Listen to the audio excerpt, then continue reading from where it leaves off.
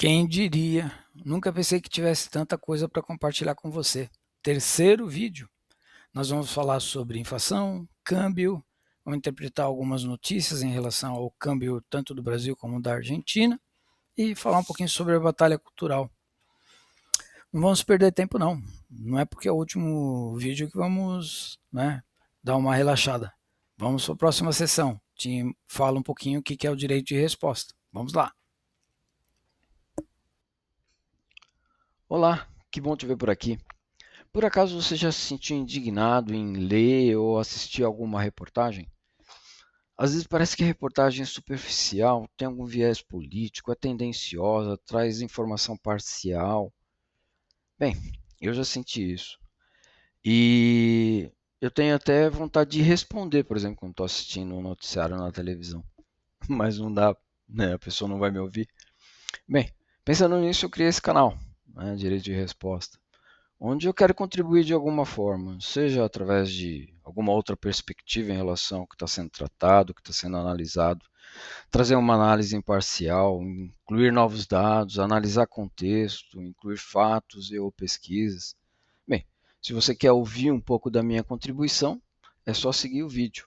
Vamos começar os trabalhos? Te vejo no próximo vídeo. Esse cara fala bem, hein? Brincadeiras à parte, vamos dar continuidade com a reportagem da BBC? Te encontro na próxima sessão. Vamos lá?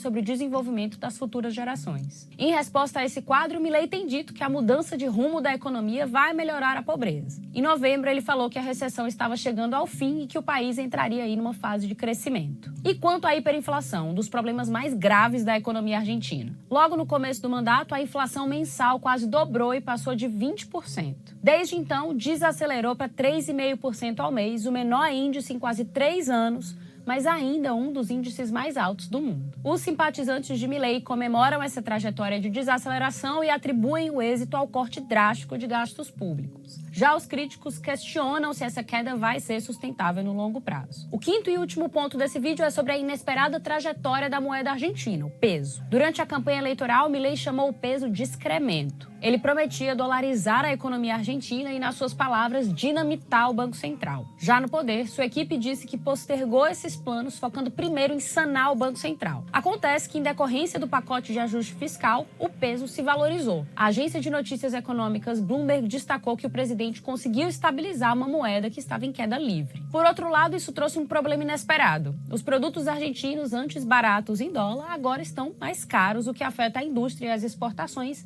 e também o turismo. Bom, e mesmo com a valorização do peso, Milei ainda não desistiu da ideia de acabar com a moeda. Ele diz que o país vai passar por uma, entre aspas, dolarização endógena, que o dólar vai gradualmente substituir o peso nas transações até que se chegue ao ponto de fechar o Banco Central. A gente, é claro, vai seguir acompanhando o que acontece no país vizinho. Fica de olho na nossa cobertura em bbcbrasil.com, nas redes sociais e nos nossos canais no YouTube e no WhatsApp. Obrigada. Finalmente, o último dos 3 vídeos. Vamos falar um pouquinho sobre a âncora monetária, embutido nesse contexto a inflação, analisar todos os aspectos e a partir daí terminou o vídeo que tinha em relação às informações que tinha passado sobre a Argentina, com considerações finais e tudo mais. Vamos para o próximo slide. Bem, uma coisa que não dá para desassociar é a inflação com pobreza, né? Quando a pessoa está trabalhando, o preço sobe muito mais rápido, a pessoa não tem condições de acompanhar isso, então ela acaba sofrendo um pouco mais.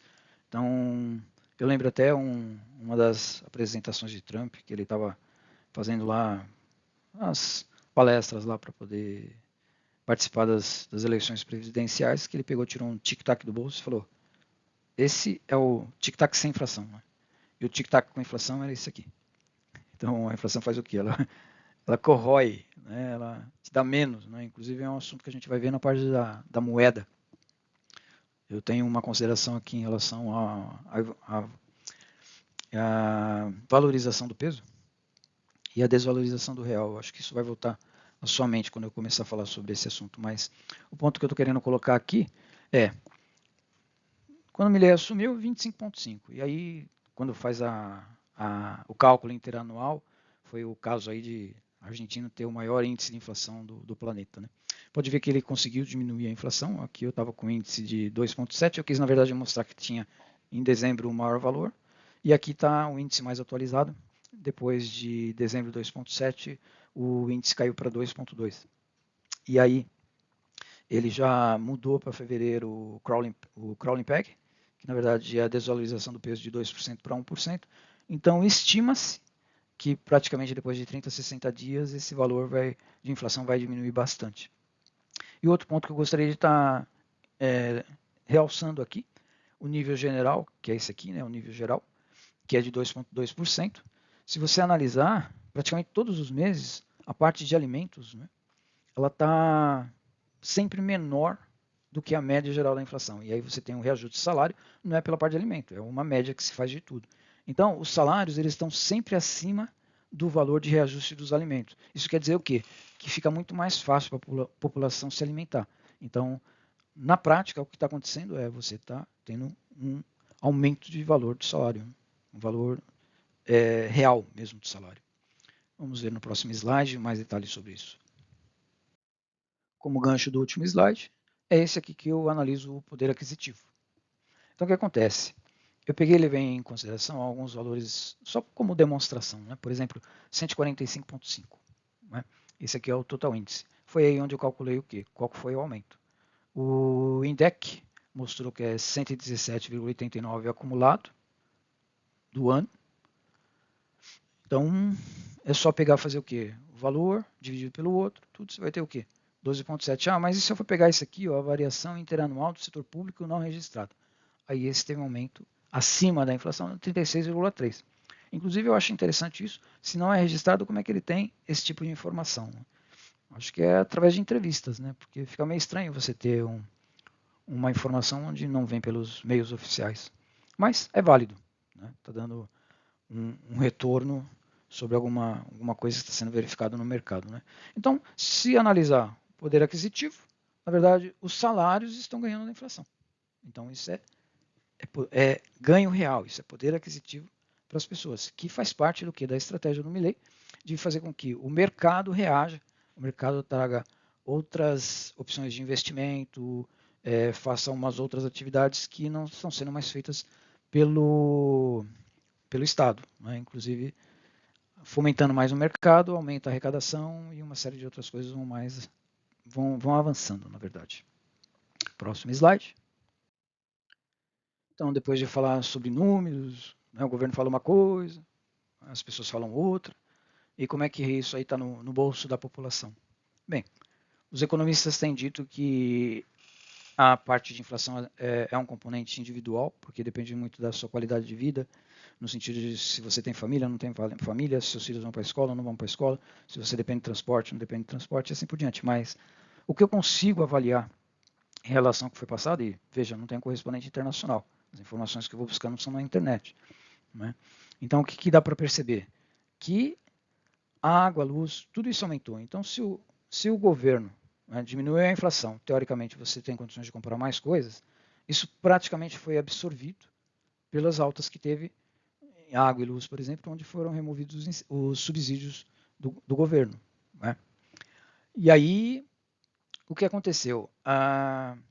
Houve também a diminuição do imposto país, né, que seria os impostos também que foram diminuindo em relação ao governo. Isso aí acabou sendo anulado pela parte das províncias e municípios.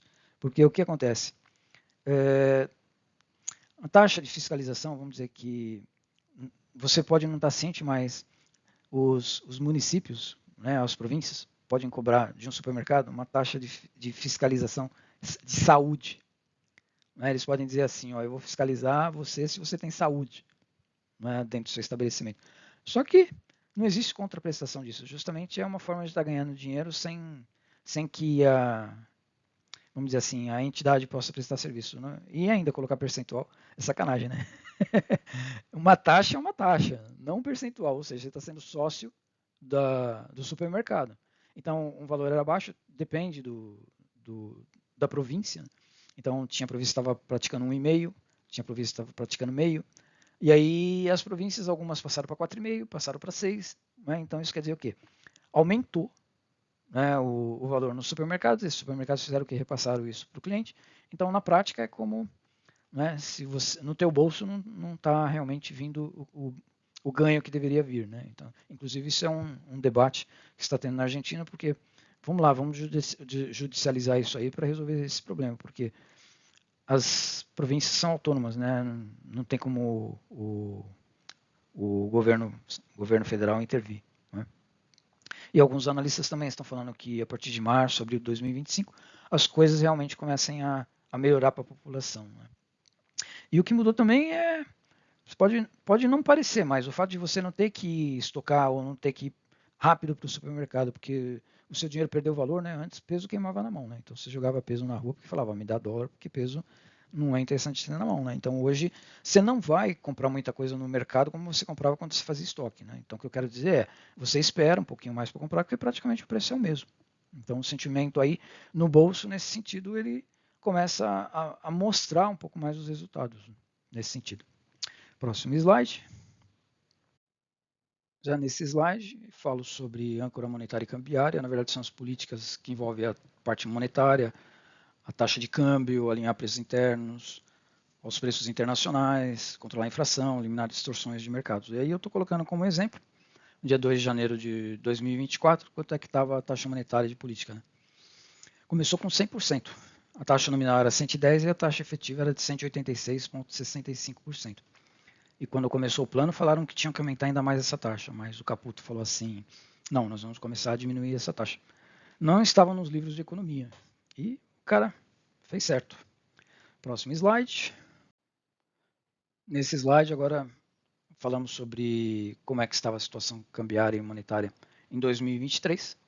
Aqui pela figura que eu vou usar para me orientar, 350 reais, desculpe, 350 pesos era o valor do dólar, contra 980 no paralelo. O dólar blue é o dólar paralelo na Argentina.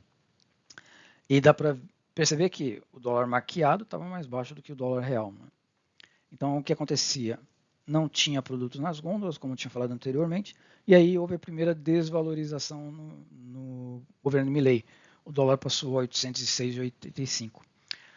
Já foi falado anteriormente, a expectativa é que tenha 200 bilhões de dólares no mercado informal, e a taxa de inflação 25,5%. Nós já vimos no slide anterior, né? Anteriores. A inflação atacadista estava em 54%, por isso que se falava de hiperinflação. E se for analisado, segundo os cálculos do Milei, dava 17.000% ao ano. Então tinha o cepo também. O que é o cepo? Na verdade, restrições para poder sair os dólares do país. Como o governo tinha dívidas e não conseguia pagar, fizeram alguns papéis chamados puts, que ficaram com os bancos, para eles cobrarem quando tivesse vontade. O Tesouro e o Banco Central acabaram sendo unificados no Banco Central. O Tesouro não tinha mais dinheiro, então ficou para o Banco Central.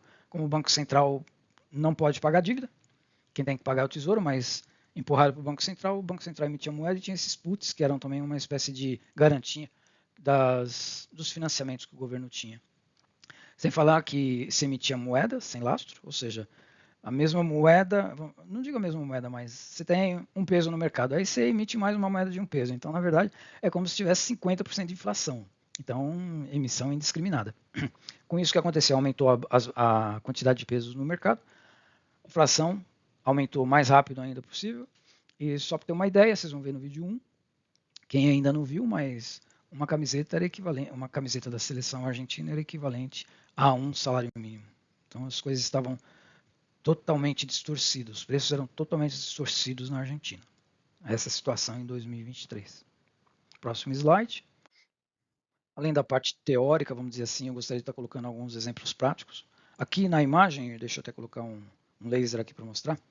Esse equipamento, né, que é um tablet da Samsung na Argentina, estava 800 e pouco, vamos colocar 1.000 para arredondar o dólar.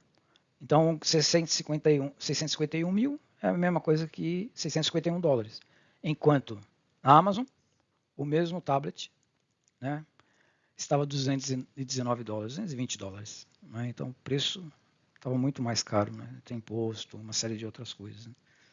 O PlayStation, no exterior estava 445, na Argentina 1.040. O iPhone de 620, que estava lá fora, 1.934 na Argentina.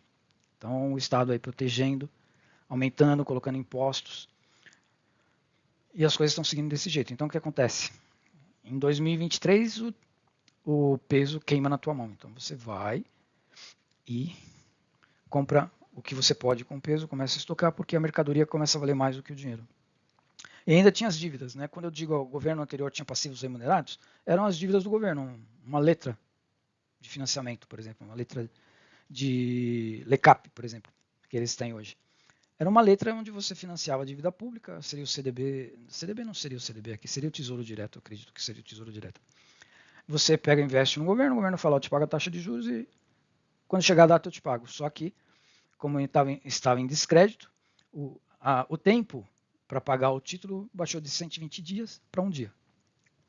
Ou seja, o certo seria anos e baixou para um dia. E se você fosse pagar todas as dívidas, o que tinha de dinheiro no mercado era só você emitir 4 vezes mais, aí estava tudo certo, ou seja, 5 vezes a quantidade de moedas, de moeda existente na Argentina. Dá para perceber que a hiperinflação estava nas proximidades, estava bem perto aí para acontecer. Próximo slide.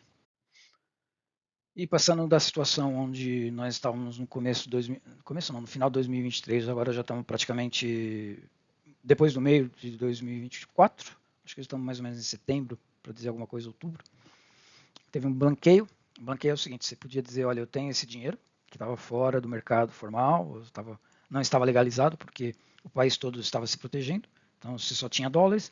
Falou assim, ó, eu permito que você diga que você tem esses bens, e você não vai pagar imposto até 100 mil dólares, por exemplo. Então, com isso, o governo arrecadou o quê? 23,321 bilhões de dólares. E a maior parte desse dinheiro ficou o quê? Dentro do sistema financeiro.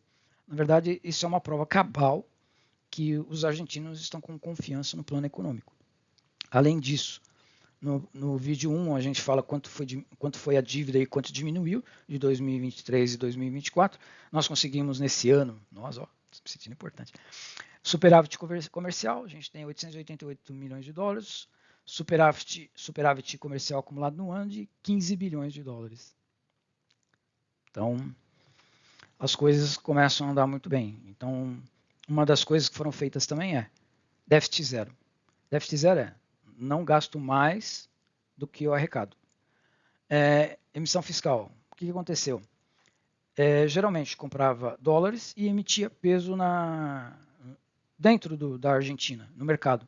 Só que acontece que o mercado não tinha demanda para a quantidade de pesos. Então você estava gerando inflação, mesmo que você ainda tivesse o valor em dólar como lastro do novo dinheiro que estava sendo emitido. Então aí, lá depois no meio do ano, já se falou que ia esterilizar isso, não se emitir mais pesos, e simplesmente toda vez que tinha alguma compra de dólares, esse dinheiro era esterilizado através do câmbio comercial. Então, através disso, veio, entre aspas, a intervenção no mercado de câmbio, fazendo com que o dólar blue chegasse perto do dólar oficial. De certa forma é uma intervenção, mas por outro lado também não é, porque toda vez que um fazendeiro fazia uma colheita e vendia dólares, ele já estava estruturado no mercado que 20% dos dólares da venda que não fosse comprado pelo governo ia ser vendido no mercado interno pelo valor do dólar blue. Então o que acontece? Continuou a mesma coisa. Então 20% da safra que foi vendida, por exemplo, até abril, 20% desse dinheiro foi para o câmbio no mercado e fazendo com que a maior quantidade de dólares diminuísse o valor do dólar de uma forma geral. Então, isso acabou fazendo com que o dólar não subisse muito. Então, a diferença foi muito pouca. Então, com isso, você tem o quê? Um reflexo na inflação, onde os preços não sobem muito e as coisas começam a ter os valores equilibrados, a economia começa a fortalecer um pouco mais, e foi aí, inclusive, que foi um dos aspectos que influenciou na inflação, que foram as informações passadas nos slides anteriores, né? Então, mudando de slide, este slide é muito legal. Eu não consegui a fonte atualizada depois de outubro, desse gráfico que está na figura, mas a Argentina estava com 40% de fortalecimento, sendo que o Brasil estava desvalorizado 12,8%. Aí o que acontece? Se você pegar os valores de câmbio até o fim do ano, você vai perceber que o real perdeu 27,89%. E o peso valorizou 44%. Se fizer as contas, aí eu peguei e coloquei uma guia para você poder dar uma olhada como é que é feito o cálculo, dá uma valorização pro peso de 99,6% em relação ao real. Ou seja, além de valorizar o peso, teve a desvalorização do real. E olha só que legal. Vamos analisar qual é o impacto disso no Brasil no próximo slide. Vamos lá. E é aqui que eu me permito interpretar as informações. Vamos assumir, se com um peso argentino uma pessoa comprava um pãozinho no Brasil, eu só estou fazendo algumas suposições, agora ele praticamente pode levar o quê? 2 pãezinhos pelo mesmo peso. Por quê? Se estivermos arredondando o cálculo que fizemos no slide anterior, onde teve praticamente foram muito mais de 90%, né? Então é o dobro. Isso quer dizer o quê? Que hoje, no caso brasileiro, tem que trabalhar 2 vezes mais para conseguir o que ele conseguia antes. Então, se levar isso em consideração, o Brasil ficou mais barato. Mas não ficou mais barato só para a Argentina, ficou barato, né, para boa parte do mundo. Né? Então, o que eu quero dizer com isso? Que quando o Ministério do Turismo coloca uma notícia de 1,4 milhões de turistas internacionais, aqui é a reportagem que teve no governo. Ou seja, recorde. Mas, veja, recorde quer dizer que nós estamos realmente conseguindo alguma coisa em termos de mudou, o país ficou excelente na parte do turismo? Não. É porque estão virando xepa, né? Mais barato, é muito mais barato vir para o Brasil. Então o dinheiro deles vale mais, o nosso vale menos, então fica muito mais fácil vir para cá. E aí tem até uma outra explicação para isso. No caso aqui, o Exame publicou um artigo dizendo assim, uma reportagem, argentinos esvaziam Decathlon em Florianópolis diariamente e a unidade vira campeã global de vendas. Ou seja, nós estamos baratos. Complicado, né? Então, nem tudo que noticia a mídia quer dizer que realmente está sendo uma boa coisa, né? Realmente tem outros pormenores que a gente deve analisar. E câmbio realmente ajuda a gente a pensar um pouquinho mais do que está acontecendo no Brasil. Né? Então, por outro lado, se você pensar um pouco de economia, se o dólar está mais caro porque houve uma desvalorização do real, vai vir inflação. E isso é o que estava acontecendo na Argentina. Tudo que estava acontecendo na Argentina, agora está tendo um pouco mais, vamos dizer assim, um pouco mais de sentido, né, entre aspas, o que está acontecendo no Brasil. Mas vamos para o próximo slide. Aqui eu queria destacar um outro aspecto. Eu gosto de ser uma pessoa muito prática. O que eu quero dizer com isso? Teoria, teoria, teoria, mas me diz na prática o que está acontecendo. Bem, eu cheguei com a seguinte dúvida uma vez. Poxa, se está tendo toda uma valorização do peso na Argentina, o que eu vou fazer? Compro o peso, guardo o peso vai valorizar, ganhei dinheiro com isso. Bem, fui atrás do peso argentino e veja o que eu achei.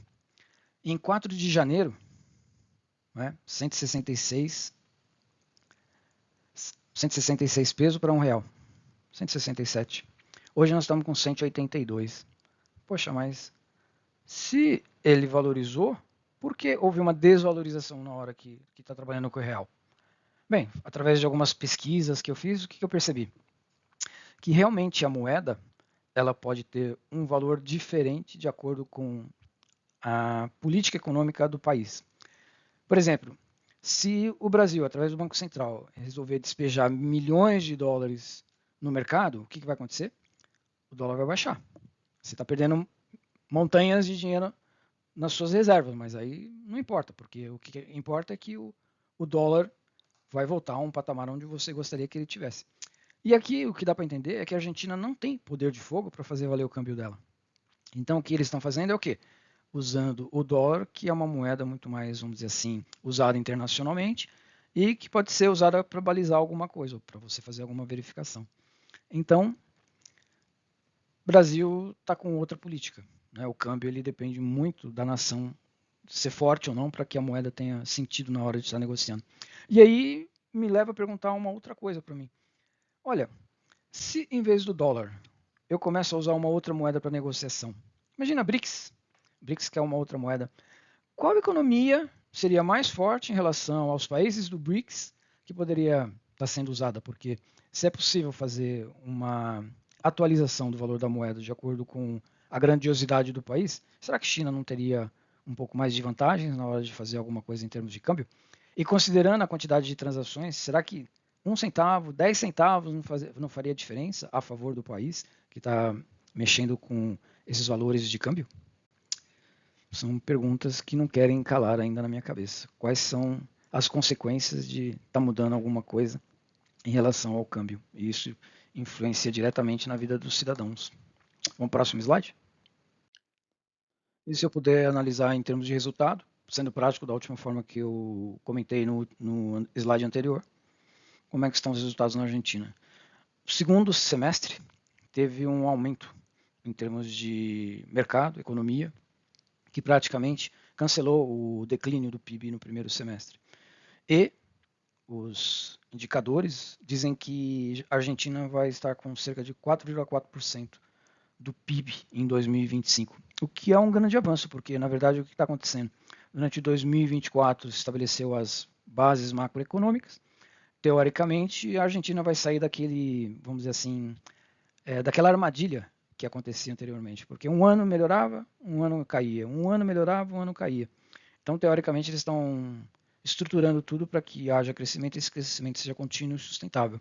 Algumas, vamos dizer, pessoas e empresas, né, no caso Elon Musk projetando alguma coisa, JP Morgan, de uma forma geral, independente dos números que estejam falando, o crescimento é positivo.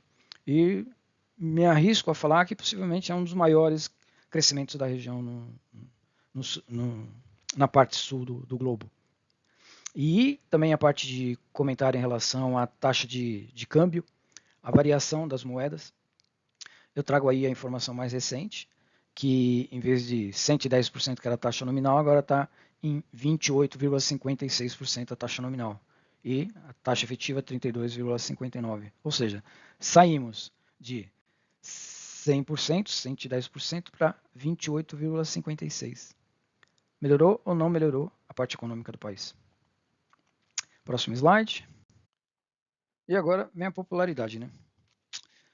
Jogador de futebol pode ser marrento, pode ser ruim de conversar ou coisa do gênero, mas se ele vai lá, ele faz gol, ele mostra resultado, né? A popularidade dele cresce, que está vinculada a resultado.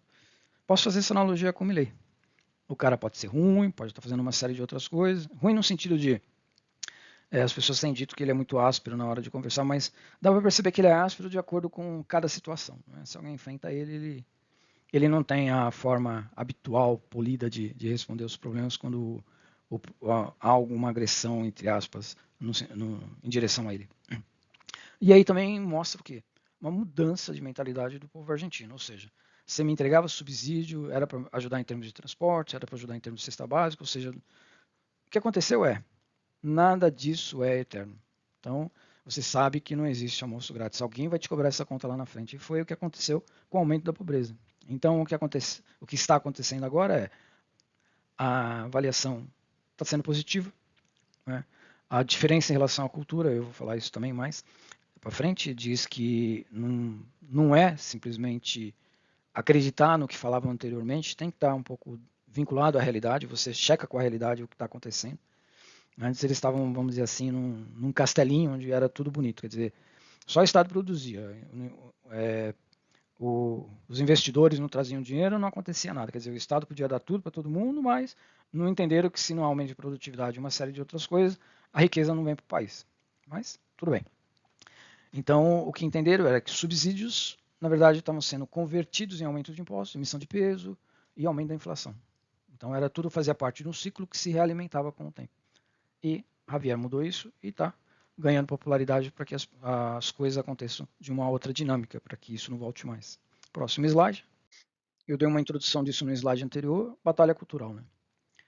Então, se fala, estamos em fevereiro da batalha woke, mas como a reportagem é de um ano e avancei um pouquinho em relação ao que está sendo feito, o que já mudou e ocorreu, embora eu tenha dito durante alguns slides que a informação, mesmo sendo mais atual, tinha algumas outras que podiam ser utilizadas, principalmente nessa reportagem que a gente está analisando e trazendo comentários. O que precisa acontecer é que, de uma forma geral, o que Javier Milei está tendo de problemas é em relação as pessoas, os políticos que existiam anteriormente querendo voltar ao poder a qualquer custo. E a população, durante muitas décadas participando do que os políticos pregavam, entendem que tem que ser da mesma forma que estava antes. Alguns não, né? Principalmente quem se sentiu no bolso ou no barriga. Então, a batalha cultural torna-se muito importante, principalmente uma análise que Javier Milei fez, que alguns países esqueceram da batalha cultural, a esquerda voltou, colocou as mesmas políticas, entre aspas, né, na cabeça das pessoas, e eles tiveram acesso ao poder novamente. Né? Então, vou começar com um exemplo, por exemplo, da Diana Mondino. Então, ela estava uma chanceler, estava tendo uma votação na ONU, onde ajudava ou não a Cuba, que a Cuba tinha que baixar as barreiras alfandegárias e tudo mais. Aí Diana Mondino, que era a chanceler, foi lá, voltou e falou, não, tem que ajudar a Cuba, indo contra Estados Unidos e Israel, que é a agenda do governo Javier Milei. É ele que diz qual é a agenda, quem são os seus aliados ou quem são os não aliados. Então, depois de 30 minutos que ela votou, ela foi demitida. Né? Alguns, vamos dizer assim, algumas entidades, vamos dizer assim, não digo que seria o Ministério da Economia, vamos dizer que seja o prédio do Ministério da Economia. Os funcionários começaram a perceber que o que tinha dentro dos prédios era, entre aspas, uma promulgação da continuidade do que existia antes. Evita Peron, peronismo e uma série de outras coisas. Então, estão retirando esses símbolos dos prédios para que as pessoas tenham direito à liberdade de expressão.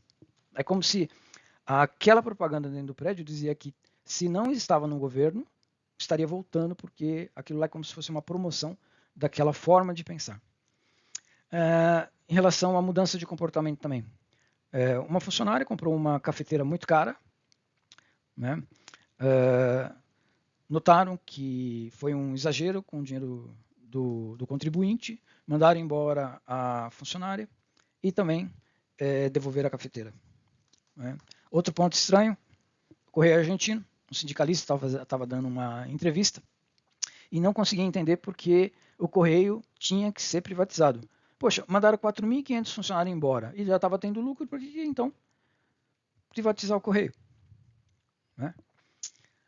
Bem, esses são alguns exemplos. Você pode dar uma parada no slide, ler com um pouco mais de cuidado, mas só para entender como a cultura influencia no voto político, influencia na forma como os cidadãos vivem e, no caso, pensam num governo próprio para eles. Essa é uma batalha interessante de se cultivar. Próximo slide. E agora as minhas considerações finais. Penso que as mudanças que ocorreram na Argentina não foram muito mais rápidas porque ele não tinha muito apoio no Congresso. Né? Demorou 6 meses para aprovar a Lei Bases. Então fica complicado. E a Lei Bases eram mudanças estruturais, segundo ele. Segundo ele, eu digo Javier Milei. Então as mudanças práticas, né, macroeconômicas, ele já estava implementando. O que ele poderia estar fazendo para melhorar, por exemplo, o RIGI, que foi aprovado, né, através da Lei Bases, poderia estar trazendo investimentos ou fazer as coisas muito antes do que estavam acontecendo na Argentina. Se fala muito através de cepo na Argentina, mas até o ministro da Fazenda falou que existem países que tiveram crescimento mesmo com cepo. Deu lá a explicação, explicou os países e o tempo que isso ocorreu. Mas, de uma forma geral, ele se sente confortável ainda manter o cepo, até que tem uma posição muito segura para sair do cepo. Por quê? Cada dia que passa, o Banco Central melhora, as coisas melhoram, então vai ser muito mais fácil de sair do cepo. Por exemplo, a dívida do Banco Central. Se não me engano, no final em dezembro, praticamente, eles estavam devendo cerca ainda de 10 bilhões de dólares, que seria o líquido do Banco Central, porque o Banco Central tinha 20 e poucos milhões, 30 bilhões de dólares, mas se você considera as dívidas que tem que pagar, ainda estavam 10 bilhões. Hoje nós estamos falando de 4 bilhões e poucos, 5 bilhões, que é o déficit do Banco Central. Então, quanto mais tempo demore, porque eles têm déficit zero, todo o dinheiro que eles têm a mais vão e fortalece o Banco Central, as reservas do Banco Central. Sem falar que se sair um financiamento, eles conseguem trocar a dívida velha por uma taxa maior, de uma taxa maior por uma taxa menor. Então, como ele diz, fazer um empréstimo em si não é não é ter dívidas, porque com o déficit zero, o governo não está criando dívidas, simplesmente pagando as que já existiam. Entendo que os indicadores estão muito mais saudáveis, não tem mais viés, né? Os valores que estão sendo praticados no mercado são de acordo com a realidade, não existe mais maquiagem, né? Vamos dizer assim, a palavra acho que certa seria maquiagem. E os indicadores estão mais saudáveis. Então, eu acho que fica muito mais fácil em termos de comparação, principalmente daqui para frente. Porque 2024 você já teve uma mudança, e essa mudança no sentido de melhoria, onde a mesma base pode estar sendo verificada no ano 2025. Lógico que tem as considerações quando você faz o interanual, mas não é nada muito longe, então não está muito longe da cabeça, né, a recordação do que se faz. O Milley tem um estilo controverso, como diziam lá, mala palavra, alguns apresentadores falam mala palavra, mas ele está fazendo as coisas no sentido de melhorar a vida da população. E esse sucesso também está sendo replicado em outros países. Estão fazendo consultorias na Argentina para ver se replica o que acontece na América do Sul. E está sendo implementado nos Estados Unidos, DOGE, né, que é agora o setor de melhoria da governança dos Estados Unidos, está sendo capitaneado aí pelo Elon Musk. Fez, por exemplo, um trabalho de varredura, né, no sentido de identificar como estão sendo usados os bens do Estado. Né? E eu trouxe aqui uma coisa interessante. Fizeram uma pesquisa no banco de dados da Previdência, né, para ver quem estava recebendo benefício social, e encontraram uma pessoa que tinha entre 360 e 369 anos. Não é? E ele coloca aqui que o campo que a pessoa está morta estava como falso, né? Então isso quer dizer que a pessoa está viva. Bem, é interessante que não vimos essa pessoa no Guinness Book, o livro de recordes dos Estados Unidos. Né? Então é muito interessante as coisas como estão acontecendo. E até, entre aspas, uma surpresa, né? Por um país tão potente, rico e tão avançado. Parece que as pessoas, né, têm alguns comportamentos independentes do país que estão. Mas, de uma forma geral, delegação sem supervisão não dá muito certo, não. Então, seria interessante que isso também fosse replicado no Brasil? Seria, mas o governo que temos aqui é o governo que pensa que o Estado tem que estar tomando conta de tudo, que tem que estar fazendo tudo. Eu vejo assim uma posição antagônica, porque o Estado não traz riqueza, na verdade ele recebe como impostos a riqueza que é gerada pelas empresas, pelas pessoas. Então, para mim não tem como esse tipo de atitude, cultura ou conceito dar certo sob o meu ponto de vista. Mas até aí, uma andorinha, quem sabe essa andorinha faz algum verão. Bem, finalmente, obrigado por ter acompanhado o vídeo até aqui, agradeço muito a sua presença. Gostaria de te ver no próximo vídeo, mas isso vai acontecer se você assim desejar. Então, tudo de bom para você, até a próxima. Como eu disse, se assim você quiser. Até mais, um abraço.